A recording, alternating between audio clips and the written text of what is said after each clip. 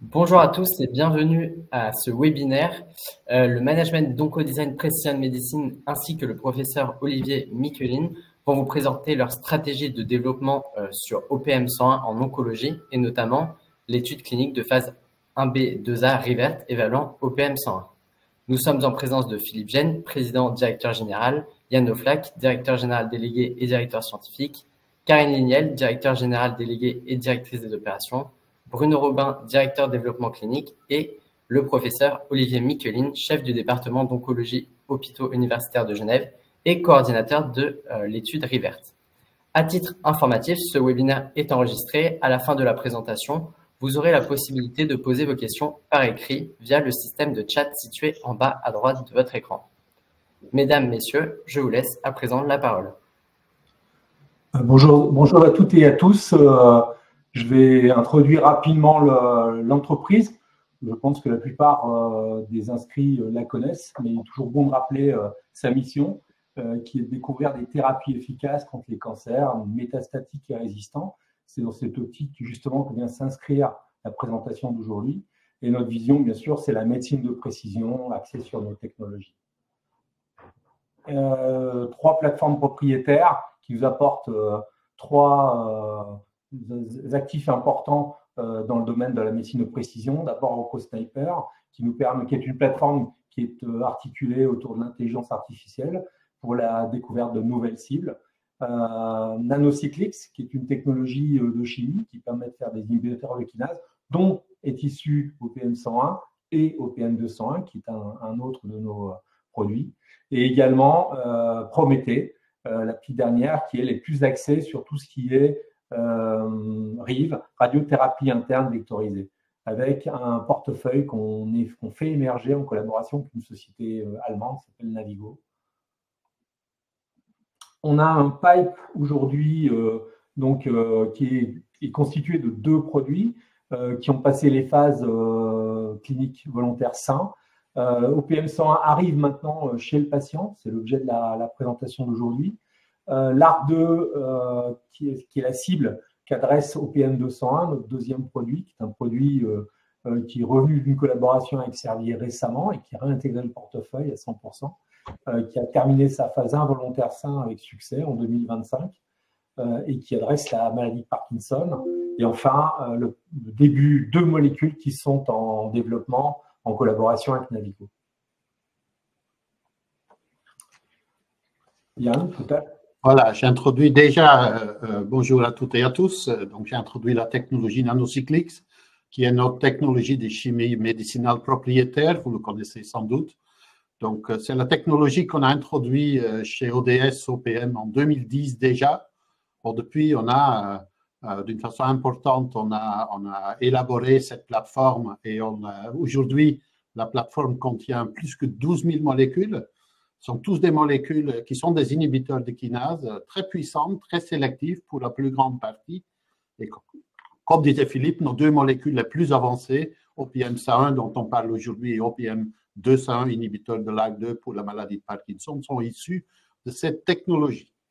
Donc, effectivement, une technologie qui est applicable aux plus que 500 kinases dans le génome humain, et qui sont liées en cas de dérégulation à plus que 400 maladies différentes. Donc, potentiel énorme avec cette technologie. Depuis quelque temps, aussi complètement assisté par l'intelligence artificielle, parce qu'on a constitué, bien sûr, autour de ces 12 000 molécules, une base très importante de connaissances qu'on explore par l'IA pour aller plus vite, pour être moins cher et être plus efficace dans la découverte de nouveaux médicaments. Donc là, on parle d'OPM101, un inhibiteur de RIPK2 qui potentiellement est first in class et qui est first in class notamment en immuno-oncologie. Mais d'abord, un petit mot sur la cible. Donc la cible de RIPK2, c'est une cible qui est une protéine essentielle du système immunitaire inné. C'est une cible qui est activée par une association avec NOD1 et NOD2 au moment d'une infection bactérienne. Donc, ça induit toute une séquence de signalisation qui passe par NF-κB Et le rôle physiologique de cette activation de RIPK2 est bien sûr d'éliminer les cellules infectées par les bactéries, notamment aussi en produisant des cytokines pro-inflammatoires.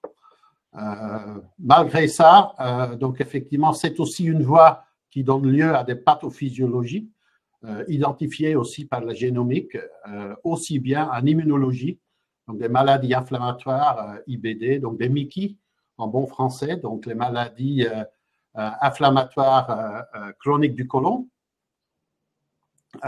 et aussi des cancers, notamment jouent un rôle dans l'échappement des métastases aux médicaments. Donc, juste un mot rapide maintenant sur la molécule. On en a déjà souvent parlé. Donc, une molécule extrêmement puissante, molécule aussi extrêmement sélective, notamment même au niveau du système immunitaire inné, ce qui donne la possibilité avec cette molécule d'être plus immunomodulateur que immunosuppresseur, comme il y a une grande partie du système immunitaire inné qui reste actif. C'est un vrai avantage, bien sûr, pour éviter des effets secondaires, notamment pour éviter des infections opportunistes. Notre positionnement de la molécule, bien sûr, c'est en immuno-oncologie. C'est la raison d'être de la société OPM. Et donc, en fait, le rôle de RIPK2 en immuno-oncologie est assez récent. Donc, la littérature scientifique a commencé à parler de ce rôle, d'un rôle important pour RIPK2 en immuno-oncologie seulement dans les années 2022-2023. Et en fait, a proposé deux hypothèses autour de l'activité de RIPK2 justement au niveau du cancer. Pour la première hypothèse, c'est ce qu'on appelle l'hypothèse RIPK2 NOD2. C'est une hypothèse qui a été proposée dans l'ASCO, donc une réunion très importante au niveau international sur l'oncologie en 2023, où effectivement une équipe de Garvan Research Institute en Australie, notamment le docteur Barnett, ont comparé en fait deux cohortes de patients qui ont été traités par des inhibiteurs de checkpoint, donc des inhibiteurs de points de contrôle qui sont des thérapies, bien sûr, maintenant extrêmement importantes dans le traitement de patients qui souffrent de tumeurs. Dans la première cohorte, la cohorte en fait avec des patients qui répondent extrêmement bien, ils ont identifié une défiance, un dérèglement du système RIPK2 NOD2. Ce qui veut donc dire si le système n'est pas actif, il y a une très bonne réponse aux thérapies anti-PD-1. Dans le cas des non-répondeurs, donc des patients résistants au traitement, ils ont identifié une mutation spécifiquement dans RIPK2, une mutation qui active RIPK2, ce qu'on appelle une mutation gain de fonction, ce qui donne au niveau génomique une validation du fait que quand RIPK2 est extrêmement actif, il y a peu de réponses aux inhibiteurs de checkpoint. Donc, voilà, l'hypothèse RIPK2 NOD2 validée par voie génomique chez des patients. Il y a une deuxième hypothèse qui est l'hypothèse de la situation néo-antigénique et qui se joue plutôt sur les cellules cancéreuses. La première hypothèse, c'est plutôt au niveau du système micro-environnement des tumeurs, macrophages. Deuxième hypothèse, c'est vraiment sur les cellules cancéreuses. Et ce qui est décrit dans cette hypothèse-là, c'est que RIPK2, donc la kinase RIPK2 active, bloque l'expression des antigènes sur les cellules cancéreuses, ce qui fait qu'ils ne sont pas reconnus et ne sont pas éliminés par le système immunitaire. Donc, deux hypothèses qui sont extrêmement importantes et qu'on a voulu tester, bien sûr, avec notre molécule. Et on l'a testé dans ce modèle, on peut même l'appeler une étude clinique chez la souris, avec le modèle MC38. Donc, le modèle MC38 est basé sur la lignée MC38, qui est une lignée cellulaire d'adénocarcinome chez la souris et qui induit aussi bien des métastases que effectivement des tumeurs. C'est un modèle qui est très souvent utilisé justement avec ces inhibiteurs de checkpoint, de point de contrôle. Ce que vous voyez ici, et je pense qu'on est les seuls à pouvoir montrer et démontrer ce type de modèle, ce qui est important de savoir, il y a une réponse chez les souris qui ont été implantées avec la lignée MC38. Il y a à peu près 70% des souris qui répondent à un traitement anti-PD-1. Ce qui veut dire aussi qu'il y a à peu près 30% de souris qui ne répondent pas, qui sont résistants en fait dès le départ. Et justement, dans notre étude, on a voulu comparer ces deux cohortes en fait de souris qui répondent ou qui ne répondent pas aux inhibiteurs du checkpoint. C'est ce que vous voyez ici en première ligne. Donc, on a fait une randomisation de souris primaire et on a testé, bien sûr, le véhicule, notre molécule en combinaison avec l'inhibiteur du checkpoint anti-PD-1 et aussi avec l'anti-PD-1 seul. Ce qu'on voit dans les résultats, et focalisez-vous sur les 4 graphes à gauche. Donc, la première graphe en haut, à gauche, c'est le véhicule. On voit bien qu'effectivement, cette tumeur pousse chez les souris. À droite, vous voyez l'effet d'un anti-PD-1. Donc, ce que vous voyez, comme j'ai indiqué, qu'il y a à peu près 3 des souris sur 10 qui ne répondent pas du tout. Donc, les tumeurs continuent à pousser. Par contre, 70% des souris répondent très bien et les tumeurs ne poussent plus et sont même éliminées. Ce que vous voyez à droite en bas, c'est la combinaison. Donc, c'est la combinaison entre l'anti-PD-1 et notre molécule. Et vous voyez qu'il n'y a plus de souris qui échappent, mais toutes les souris sont minimum en maladie stable. Et la période de traitement de ces souris, c'est indiqué par la zone rose. Ce que vous voyez à droite, c'est ce qu'on appelle une courbe de survie. En fait, c'est une survie jusqu'au sacrifice des souris, parce qu'une fois que le volume des tumeurs devient trop grand pour des raisons éthiques, bien sûr, on sacrifie ces animaux. Et on voit très clairement qu'effectivement, notamment l'anti-PD-1 marche bien et il y a encore un meilleur effet entre la combinaison. La deuxième étape est encore beaucoup plus importante et complètement nouvelle parce que là, on a regardé que des souris complètement résistantes à l'anti-PD-1. Donc là, de nouveau, on a regardé les mêmes courbes. C'est ce que vous voyez ici. Donc, en haut, à gauche, vous voyez le véhicule. Toutes les souris répondent, sauf une. À droite, vous voyez effectivement la résistance vis-à-vis du anti-PD-1. Là, c'est exactement pareil. Toutes les souris échappent. Il y a aussi là, dans ce cas-là, une seule souris qui continue en maladie stable. À gauche, en bas, vous voyez l'effet de notre molécule seule, OPM 101 seul, hors combinaison. Et là, vous voyez déjà un effet qui est nettement parlant, avec 2 réponses complètes, 2 réponses partielles, et 4 souris qui entrent en maladie stable. Là, de nouveau, la zone de traitement est indiquée par la zone verte. Et on voit nettement, effectivement, que dans la combinaison, on a 5 réponses complètes, 6 réponses stables. Donc, quand on compare l'anti-PD-1 avec la combinaison, il est extrêmement clair que voilà, une bonne partie, au moins 30% des souris, est devenue répond de nouveau à la thérapie. C'est ce que vous voyez aussi dans l'analyse de survie. Notamment la ligne verte. Bon, je vous explique peut-être ce type de courbe. C'est une courbe qui tient compte de la survie. Le plus que la courbe reste en haut et va plus loin, ben, le plus que effectivement les souris continuent à vivre et la tumeur arrête à se multiplier. Une autre façon de regarder les mêmes données, c'est regarder le délai de doublement du volume tumoral.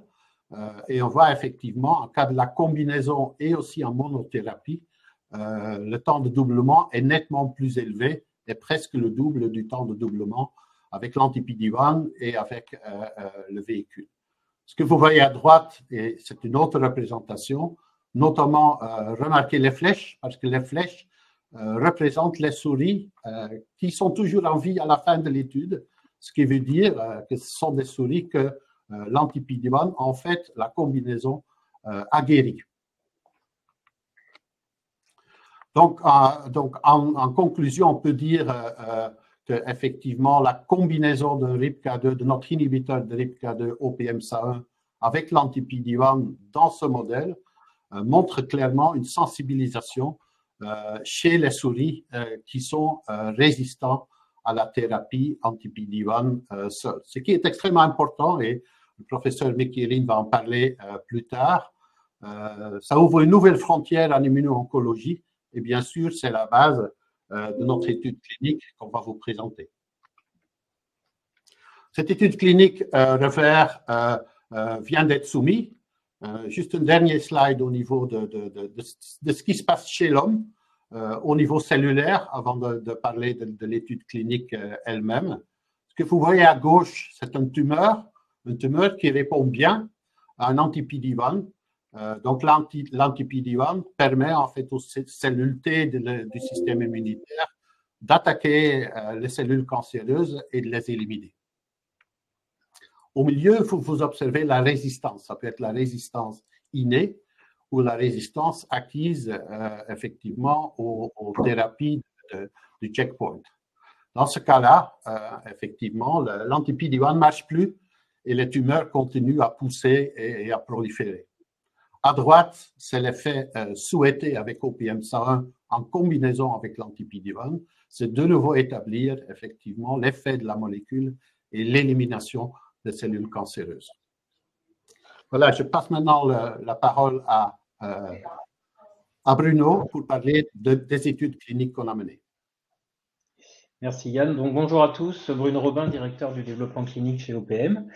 Donc, on a commencé avec OPM101 par une phase 1 chez des volontaires sains suite aux résultats qu'on avait obtenus en préclinique. Et de cette étude qui a été menée, donc OPM101 à différentes doses en administration unique ou en administration répétée pendant 14 jours, qui s'est terminée avec un rapport signé fin 2024. Il y a eu 3 grands enseignements dans cette étude. Tout d'abord, un très bon profil de sécurité d'OPM101 en administration unique ou répétée, avec aucun effet sévère et aucun effet grave.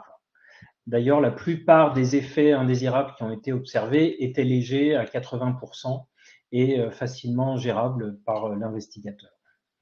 Le deuxième enseignement était de très bonnes propriétés pharmacocinétiques avec un produit administré par voie orale, biodisponible, dont la concentration maximale est obtenue entre 2 et 4 heures. L'exposition qu'on a pu observer est proportionnelle à la dose, ce qu'on peut voir sur le graphique qui est en haut à droite, lors des administrations répétées.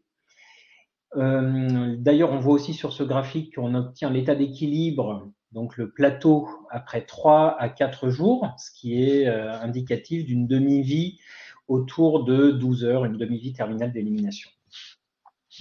Ces propriétés pharmacocinétiques ont été associées à un profil d'engagement de la cible en pharmacodynamie de façon très significative. Vous pouvez voir sur le graphique en bas à droite l'effet d'inhibition sur la production d'un des facteurs inflammatoires, le TNF-alpha, qui a été stimulé et l'effet observé est une inhibition très marquée, on peut voir entre 70 et 85% de cette production stimulée de TNF-alpha, qui est obtenue après 24 heures de traitement et qui est maintenue sur l'ensemble des 14 jours du traitement chez ces volontaires sains. Donc, ces très bons résultats obtenus lors de la phase 1 nous ont permis de considérer le passage dans une deuxième étude chez des patients. Donc, c'est l'étude REVERT. L'étude REVERT est une étude de phase 1B, 2A, de preuve de concept d'efficacité qui sera menée en ouvert. Dans une première partie qu'on appelle la phase 1B, c'est une partie chez un nombre limité de patients chez lesquels on va administrer OPM101 à 2 doses, que vous voyez ici, 75 mg 2 fois par jour, et ensuite 150 mg 2 fois par jour. L'objectif étant d'évaluer la sécurité d'OPM101 lorsqu'il est administré en combinaison avec le pembrolizumab, donc c'est un inhibiteur anti-PD-1 qui est largement utilisé aujourd'hui pour le traitement des cancers. Et on va faire cette association OPM101 plus pembrolizumab chez des patients atteints d'un mélanome avancé et pour lesquels on a observé une résistance au traitement utilisant des anti-PD-1. Donc l'objectif étant de resensibiliser les tumeurs à l'effet de ces traitements anti-PD-1. Donc cette première partie aura pour objectif principal de sélectionner la dose recommandée pour la phase 2, ce qu'on appelle la RP2D, et on mènera cette étude dans 3 centres de référence en Suisse avant de démarrer une étude de phase 2A, donc la deuxième grande partie de l'étude, dont l'objectif est de mesurer l'efficacité d'OPM101 en association. Donc dans cette partie, on administre toujours en association OPM101 et le pembrolizumab chez des patients atteints d'un mélanome à un stade avancé. Et on a 2 étapes d'évaluation de l'efficacité après 12 et 24 semaines de traitement. Cette deuxième partie d'étude sera menée dans 10 à 13 centres qui seront sélectionnés dans 4 pays européens. Cette étude a été soumise le 24 mars dernier à l'autorité réglementaire en Suisse, Swissmedic, et au comité d'éthique. Donc nous sommes dans la partie évaluation de cette étude par les autorités réglementaires et les comités d'éthique, avec notre objectif de démarrer le recrutement, donc la sélection des patients pendant l'été 2025, ce qui nous permettra de passer sur la partie phase 2B, donc preuve de concept d'efficacité, et pour déposer la demande d'autorisation dans les autres pays européens d'ici la fin 2025 pour démarrer cette phase d'expansion de cohorte, donc sur un nombre plus important de patients qui pourrait démarrer fin du premier trimestre 2026. Donc on aura une partie de recrutement des patients et de traitement des patients qui, ces 2 parties vont se poursuivre sur l'année 2026 et 2027. Avec une disponibilité des résultats définitifs et complets de l'étude pour fin 2027. Donc voilà pour les grandes lignes de l'étude. Je vais passer la parole au professeur Michelin, qui est notre coordinateur global de l'étude, pour nous parler un peu plus du contexte de cette étude. L'idée, c'était de vous présenter un peu le landscape thérapeutique du mélanome, vous montrer comment est-ce qu'on traite le mélanome à l'heure actuelle et comment on pense que la combinaison d'OPM avec le pembrolizumab peut être utile pour nos patients. Donc, ce qu'on voit ici, c'est la courbe de traitement par les inhibiteurs de points de contrôle dont on parlait il y a un instant, de patients métastatiques. C'est donc une maladie qui est disséminée dans le corps, qui n'est plus possible de gérer par la chirurgie, et c'est un traitement de première ligne. Et on a en fait la courbe orange qui est une double immunothérapie avec 2 anticorps, la courbe verte avec un anticorps et la courbe du bas qui est l'anticorps historique qui s'appelle ipilimumab. En vert, on a le nivolumab et puis ici la combinaison en orange. Et en fait, ce qu'on voit, c'est qu'on a une perte très rapide des patients pour progression. Donc ça, c'est une courbe de survie sans progression. Et on voit qu'on perd pratiquement 40% des patients dans les 6 premiers mois. Avec une progression franche qu'on voit sur un scanner. Et donc ça, c'est une résistance primaire par définition. Et puis on a ensuite une résistance secondaire où les patients vont malheureusement sortir de la courbe lentement jusqu'à atteindre probablement 2/3 des patients qui sont en progression. Donc on voit que malgré le fait que l'immunothérapie soit une vraie révolution dans le cancer, qu'on ait ce potentiel curatif, parce que certains patients vont être guéris par ces approches, on a toujours 2/3 des patients qui vont progresser. Donc, on a réellement besoin de solutions pour des patients qui sont en échappement de traitements basés sur les PD-1 dans le mélanome et dans d'autres tumeurs. Alors ici, on voit le paysage des essais cliniques qui sont en cours de développement dans le monde. J'ai représenté à droite les cibles de ce qui est rajouté au PD1, donc au Keytruda ou au nivolumab, ça dépend, pour essayer de contrecarrer les résistances. On a ici les cellules T, les cellules dendritiques et les cellules tumorales. Et on voit qu'il y a beaucoup d'essais qui sont des essais à bras uniques, et puis quelques études randomisées qui commencent à arriver et qui nous permettent de voir un peu le type d'activité qu'on peut espérer obtenir lorsqu'on a un échappement au PD1 chez l'humain. Et la diapositive suivante va nous montrer ça de manière plus précise. Donc ici, c'est 4 études importantes qui montrent l'activité de la combinaison ipilimumab-nivolumab lorsque des patients sous PD1 seuls ont progressé. Il y a l'étude la plus importante est probablement la SWOG S16 qui a randomisé les patients entre ipilimumab ou nivolumab plus ipilimumab après échappement sous anti-PD1. Et on voit qu'il y a un net avantage pour ipilimumab-nivolumab, mais malgré tout, quand même, des taux de patients qui sont stabilisés sur le long terme qui sont pas extrêmement importants, de l'ordre de 20% au mieux. Et c'est des études qui ont confirmé ça dans des études de vie réelle et dans différentes études avec des bras uniques. Donc, on a l'impression qu'on a peut-être 30% de répondeurs, 20% de patients qui vont bénéficier sur le long terme. Ce qu'il faut savoir, c'est que le design de l'étude OPM va notamment inclure des patients qui ont résisté à ipilimumab nivolumab, ce qui est très important parce que c'est un traitement qui est très souvent utilisé maintenant en première ligne et qui bien sûr invalide la possibilité de retomber sur ce traitement de double immunothérapie à l'échappement après PD1. Il y a une autre stratégie qui est assez efficace, c'est les traitements par cellulothérapie qui consiste à prendre des lymphocytes du patient et les mettre en expansion, faire une chimiothérapie pour faire de la place à cette greffe qu'on va faire des lymphocytes qu'on a expandus.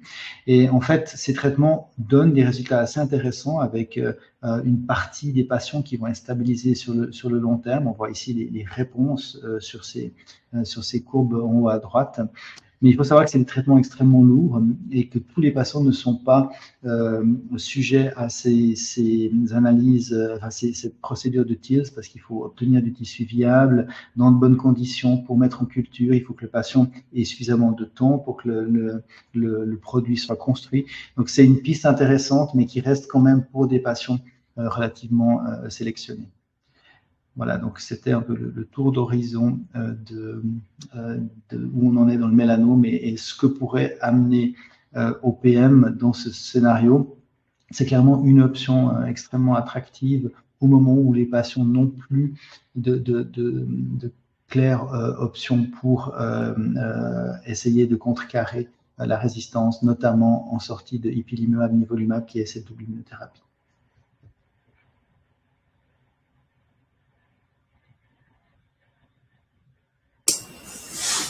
Bonjour à tous, je vais prendre la parole pour la partie éléments financiers et perspectives. Donc aujourd'hui, on n'a pas déposé les comptes, ce qui ne nous permet pas de vous présenter la situation de trésorerie au 31 décembre. Les comptes vont être clôturés et acceptés par le conseil d'administration dans 2 jours. Donc on reste sur la situation de trésorerie au 30 juin 2024. Et la partie de droite de ce slide, vous l'avez déjà vu plusieurs fois, elle met en évidence que nous avons cherché à trouver des sources de financement différentes pour équilibrer les risques. Et donc, nous avons à la fois eu du chiffre d'affaires, de levée de fonds, du financement public, une partie que nous avons déjà reçue et une partie que nous allons recevoir, un prêt bancaire de 6 millions d'euros et du crédit d'impôt recherche également. Néanmoins, une fois qu'on a dit qu'on avait déjà depuis l'inception de la société, depuis le démarrage de la société, trouvé 36 millions d'euros. Il n'empêche que les marchés financiers, comme vous le savez bien, ne sont pas en très grande forme et que donc lorsque nous avons eu connaissance de l'arrêt du programme par Servier, nous avons décidé de prendre des mesures d'économie avec notamment 5 licenciements qui ont été faits entre décembre 2024, janvier 2025, le gel des bonus de l'ensemble de l'entreprise, la réduction de la rémunération de Yann et de Philippe, Et également, nous avons eu des négociations avec les banques pour repousser un certain nombre de remboursements d'emprunts. Donc, nous avons réduit la consommation de trésorerie, qui reste néanmoins importante puisque nous rentrons dans une phase clinique. Et sur 2025, les éléments de trésorerie que nous connaissons aujourd'hui, ce sont des entrées de financement public et de crédit d'impôt recherche. Aujourd'hui, pour la stratégie de financement, comme on l'a dit, on a utilisé différents types de financement, dont 8,5 millions de fonds publics, ce qui est important à souligner. On a aujourd'hui des discussions avec notamment la région Bourgogne-Franche-Comté pour d'autres financements publics. Et par ailleurs, nous travaillons sur des partenariats pour certains de nos actifs. Donc d'une part, OPF 201, comme l'a dit Yann, on l'a récupéré il y a peu de temps, et on est en train de récupérer l'ensemble des données, le produit, et nous allons chercher un partenaire rapidement sur la maladie de Parkinson, qui n'est pas dans notre cible stratégique, comme l'a rappelé Philippe au début de ce webinaire. Et nous avons également des discussions avec des entreprises pharmaceutiques, soit pour les maladies inflammatoires chroniques de l'intestin, soit pour les deux indications, sachant qu'aujourd'hui, notre stratégie à nous, c'est de continuer le développement, comme on vient de vous le montrer, sur l'immuno-oncologie. Évidemment, les augmentations de capital sur le marché restent une option. Néanmoins, aujourd'hui, l'ambiance des marchés et la réalisation, enfin les non-réalisations de toutes les opérations en cours nous font penser que ce n'est pas forcément la meilleure des solutions. Et donc, nous sommes plutôt aujourd'hui sur une recherche de partenariat, même si nous discutons avec des investisseurs, un certain nombre d'investisseurs français et étrangers, soit pour des levées de fonds, soit également pour potentiellement licencier certains de nos actifs à des entreprises de leur portefeuille. Philippe, c'est à toi. Et tu es sur mute. Tu es sur mute, Philippe. Donc, pour résumer, OPM 101, donc le programme, on a effectivement un inhibiteur qui est puissant, très sélectif de la cible. On a également défini une preuve du concept sur la modulation immunitaire plutôt que celui-ci soit lié, plutôt que le mécanisme soit lié à une suppression. On a un potentiel clinique produit first in class encore, même si un certain nombre de sociétés travaillent sur cette cible et ont des composés effectivement qui sortent, mais vous savez qu'il y a d'autres indications que l'oncologie. Nous, on est très pionniers dans cette voie, et donc ça nous confère une avance importante. OPM 101 a réussi sa phase 1, et donc on a, comme vous l'avez vu, un très bon profil de sécurité et une pharmacocinétique. On atteint des doses actives à des concentrations actives de produits in vivo en clinique à des doses tout à fait bien tolérées. On est en train d'affiner les biomarqueurs pour avoir une capacité finalement à suivre l'effet de ce traitement en clinique. Et donc, on a une position forte aussi de propriété intellectuelle. Donc, les prochaines étapes, vous les avez vues, c'est vraiment la mise en route de cette phase 1B, 2A. Ce que vous avez vu aussi, c'est qu'on travaille dès le départ en clinique à traiter des patients. Et donc, il y aura des résultats et un suivi quasi continu des résultats. Et donc, il sera très, très intéressant de pouvoir suivre pas à pas, finalement, surtout sur la première phase également, quand on aura défini la dose cible pour la suite. Prochaine phase clinique en IBD, ça implique un financement. Et là, on est à la fois on est surtout en train de regarder des collaborations possibles, des partenariats possibles avec des sociétés pharmaceutiques. L'IBD, c'est un très, très gros morceau pour nous. Ça réclame des moyens importants, des essais cliniques développés. Et donc, il nous faut trouver un partenaire à ce niveau-là. Ça contrecarre pas du tout le développement en oncologie, mais ça sera à prendre en compte, en tout cas pour la suite, une fois qu'on aura un partenaire. On a des discussions en cours. Hein.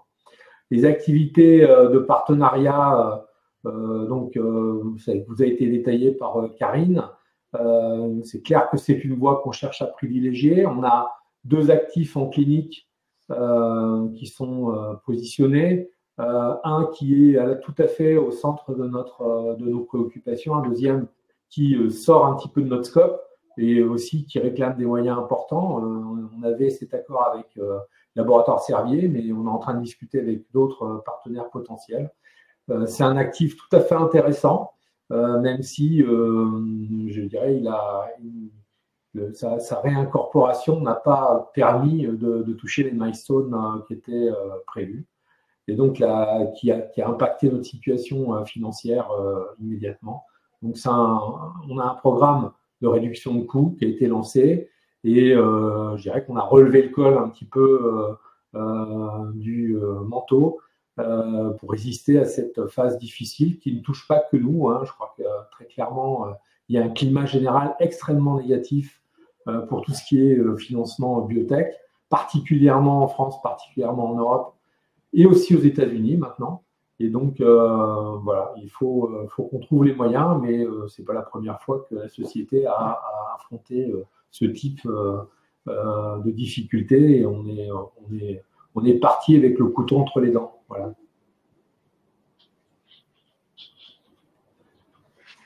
Peut-être Karine, non? Oui, je pense que ça reprend ce qu'on vient de dire. En fait, les prochaines étapes, c'est vraiment le démarrage de la phase clinique comme Bruno l'a expliqué, et nos deux recherches de partenaires, d'une part dans les maladies inflammatoires chroniques de l'intestin, d'autre part dans le Parkinson. Et le point dont on n'a pas parlé aujourd'hui, mais vous connaissez, c'est le développement de notre portefeuille en radiothérapie interne vectorisée avec Navigo. Et là, on avance à la fois sur les travaux précliniques et sur la création d'une joint venture pour mettre nos actifs à l'intérieur de cette joint venture. Merci à tous pour cette présentation. Nous allons maintenant passer à la séance de questions-réponses. Il y a déjà des questions dans le chat, mais n'hésitez pas à les poser grâce au système de chat en bas à droite de votre écran. Alors, on va prendre la première question. Pour la phase 1B, quels et où sont les critères de décision de choix de la dose optimale pour la phase 2? Peut-être Bruno, professeur. Oui, ben, je peux commencer. Dans la phase 1B, on va mettre en place un design selon le schéma 3+3 qui est assez habituel en oncologie. Et on va avoir un Data and Safety Monitoring Board, un DSMB, qui va revoir de façon systématique les données générées sur les premiers patients. Donc, on a un système itératif de traiter un patient d'abord, puis on peut passer aux patients 2 et 3 à une dose et ainsi de suite. On peut escalader les doses et on a défini dans le protocole des Dose Limiting Toxicities, donc des DLT, qui vont permettre de piloter le passage à la dose supérieure ou au patient suivant. Donc, c'est comme ça que ça va être décidé. Et alors, il se trouve quand même qu'on a l'expérience dans une phase 1 volontaire sain, ce qui est assez inhabituel dans ce type de développement. Donc, on s'appuie aussi sur les données qu'on a déjà pu générer avec OPM101 chez des volontaires sains. Et on a aujourd'hui, en administration répétée sur 14 jours, un très très bon profil de safety, comme on l'a déjà vu. Merci beaucoup. Seconde question, pensez-vous qu'une analyse des lymphocytes T spécifiques au traitement à envisager dans l'étude pourrait-elle être bénéfique, par exemple, pour la mise en place de stratégies d'immunomonitoring? Peut-être Yann, non?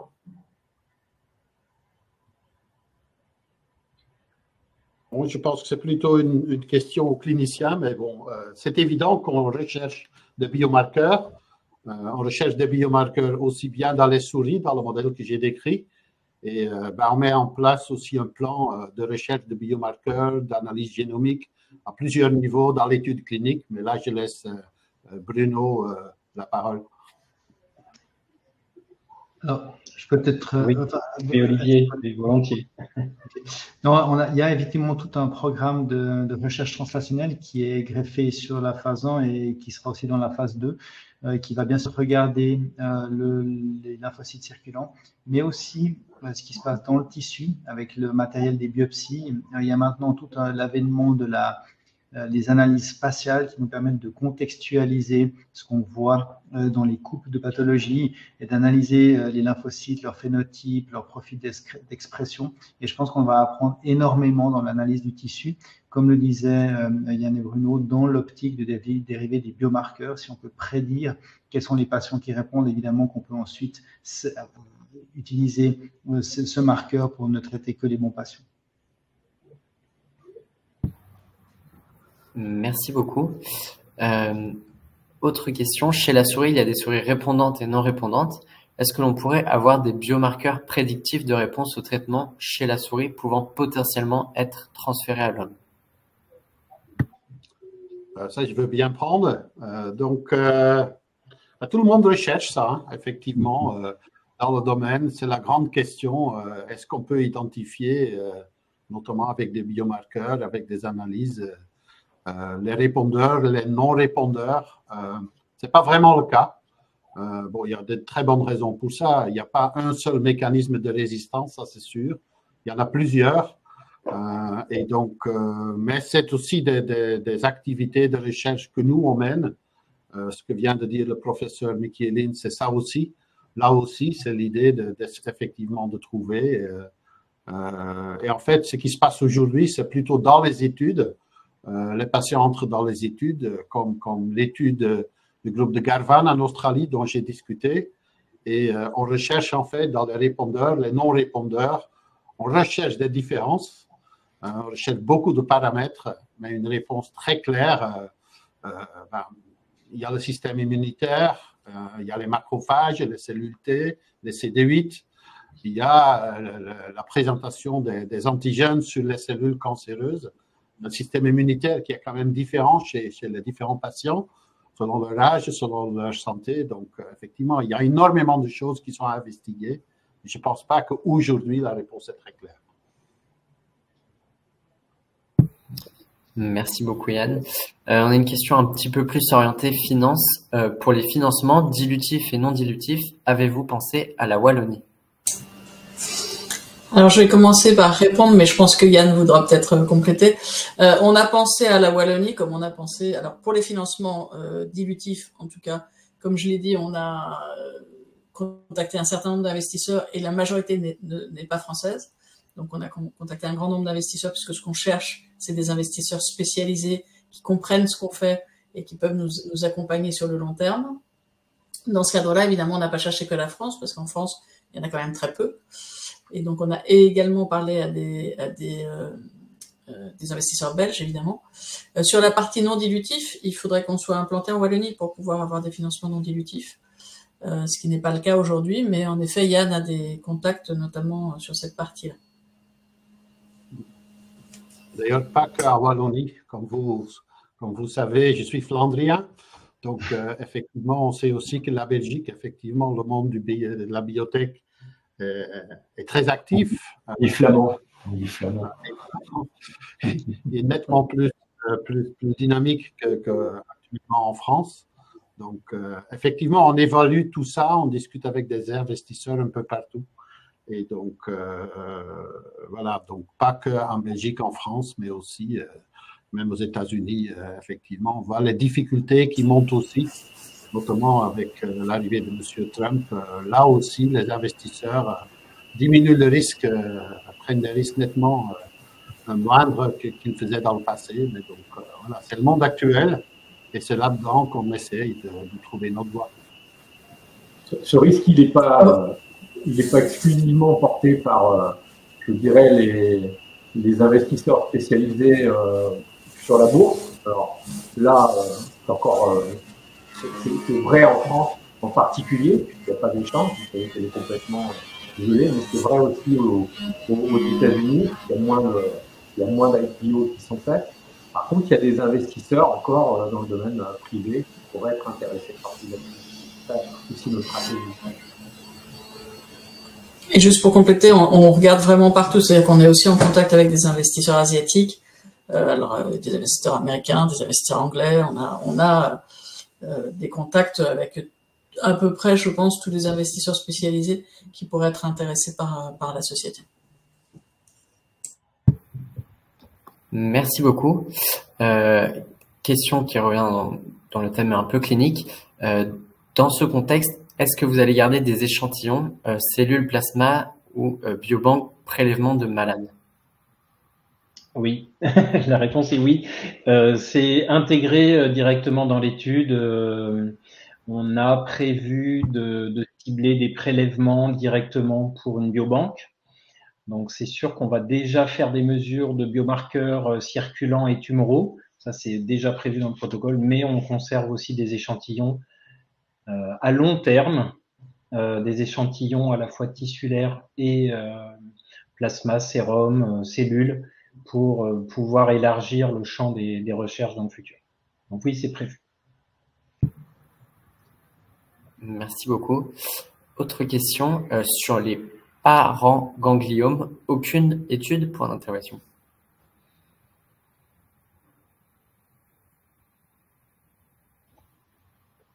Je pense qu'il faut peut-être la répéter, qu'on la comprenne mieux. Sur les paragangliomes, aucune étude pour l'interrogation? Peut-être je peux prendre ça. Je crois que là, le spectre, c'est vraiment de travailler sur une maladie qu'on sait être immunogénique, le mélanome. Si on arrive à faire la preuve d'efficacité dans le mélanome, après, c'est clair que c'est des stratégies qui peuvent avoir une composante assez universelle, hein, puisque probablement que le système immunitaire a des composantes un peu dans toutes les tumeurs. Donc, est-ce qu'après, d'autres types de tumeurs peuvent être la cible d'OPM plus un inhibiteur PD1? On ne sait pas, mais ce serait, c'est un des potentiels futurs, c'est un développement dans d'autres types de pathologies. Alors, il y a peut-être juste à ce niveau-là, on peut ajouter que, comme vous l'avez vu en préclinique, on a des résultats aussi du produit seul, avec une activité. On a d'autres résultats précliniques dans d'autres modèles de tumeurs. Et on est en train de creuser en particulier quelque chose sur le pancréas. Et donc, c'est quelque chose qui nous intéresse beaucoup aussi, et qui intéresse beaucoup aussi des cliniciens. Donc, ça pourrait s'inscrire dans la suite. En parallèle. Ça dépendra de nos moyens. Merci beaucoup. Autre question, dans la nouvelle étude, y a-t-il des critères d'inclusion liés à l'efficacité du traitement de ligne précédente? Et en d'autres termes, pour être inclus dans l'étude, un patient doit-il avoir eu un minimum d'efficacité du traitement précédent au nivolumab? Je vais commencer à répondre, mais dans les critères d'inclusion aujourd'hui, c'est essentiellement basé sur une apparition de résistance au traitement. Il n'y a pas de notion d'efficacité précédente. Donc, on adresse un mécanisme de résistance aux anti-PD-1 avec un minimum de traitement, malgré tout, différentes options de traitement. On a soit des monothérapies nivolumab ou pembrolizumab ou des associations ipilimumab et nivolumab. Mais les patients sont traités et sont éligibles à l'étude à partir du moment où on détecte une résistance qui apparaît. Donc Olivier, je ne sais pas si tu veux commenter un peu plus. Non, tout à fait d'accord avec ça. La seule chose, c'est qu'on aura l'information de la réponse sur la première ligne. Donc, il sera rétrospectivement possible de faire des corrélations pour voir si une réponse profonde sur la première ligne donne plus de chances de répondre sur OPM et ainsi de suite. Merci beaucoup. Il n'y a plus de questions dans le chat. N'hésitez pas à vous poser vos dernières questions si vous en avez.